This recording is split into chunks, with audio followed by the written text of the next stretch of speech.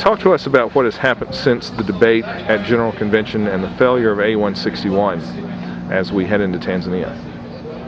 Well, A161, as you just mentioned, failed. It was an interesting moment on the floor of the House of Deputies because it neither received any support from the Orthodox or the progressives, revisionists, however you want to characterize them, because it really never addressed anything. I think what most people need to understand is that there was a substitute resolution that was proposed by the Diocese of Fort Worth, which, if it was adopted, would have addressed the major Windsor concerns with respect to the ordination of any, or nomination, approval, etc., of any bishop candidate who is not having a sexual relationship outside of marriage, in particular same-sex one, and the blessing of same-sex unions. That was shot down. So in essence, that's really where we made our statement that at least we were not willing to comply with those aspects. So since then, the substitute B033, which we can have another conversation about as to how uncanonical that whole process was passed, but it doesn't, again, address all the things that we were asked to address. I think the major problem with with the way our committee did its business was that we got, I think, too bogged down in trying to craft resolutions that would speak in the way we would want them to speak based on whatever viewpoint we happen to have on many of these issues, particularly the more hot-button ones. From day one, when we had executive session, I stated that I felt that our main purpose was not to come to any kind of agreement or consensus on the various issues and their underlying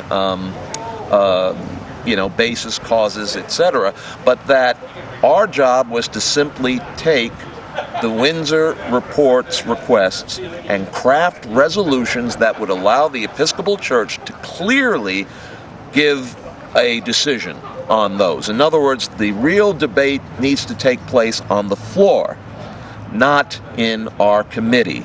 And I think that's really where we got off track. It was very clear to me that there were other members who would not be satisfied with that. And so I think that would be the first problem. And of course, the second problem was that I think the commission that put together the resolutions that we inherited, I think the deck was stacked right from the get-go. That's my opinion. For example, not one network bishop served on that commission. So I'll just kind of leave it at that. If the primates in Tanzania have the opportunity to review the debate of CCAC and the floor debate of A161 and its various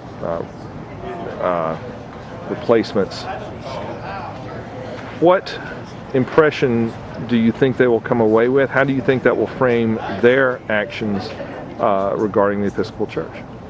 Well, the primates are an extremely astute group of individuals, regardless of what their theological bent on things are. So I think it will be very, very clear that the Episcopal Church really is only interested in continuing to be a part of the Anglican Communion if it's done on their terms.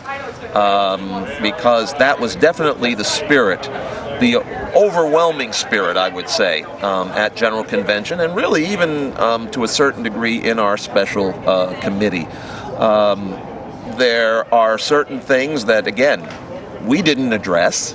And the thing that I think people have to remember is that we were not asked to make extremely large dramatic changes in what we did. I mean, really, I know it's wrong to boil down the Windsor Report to 3 or 4 requests, and so I'm not trying to give the impression that everyone should do that, but if you look at what we were asked to do, it was only a small number of things.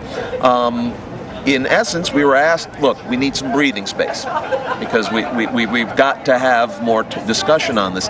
And moreover, people should not forget the fact that the commission that put together that report unanimously approved the recommendations, and that on that commission there were many people who indeed felt that the Episcopal Church had done the right thing in 2003.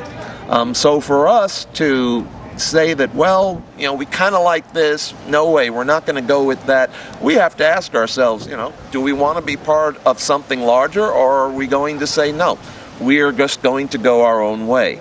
And I think that's where the primates will see that we certainly did not present the image that, hey, we want to play ball and we're willing to give some accommodation space so that we can talk this out. I mean, they'll either get, well, you guys simply can't make up your minds, or you cannot stand firmly for what you say is the work of the Holy Spirit, or, it's like, hey, only on our terms.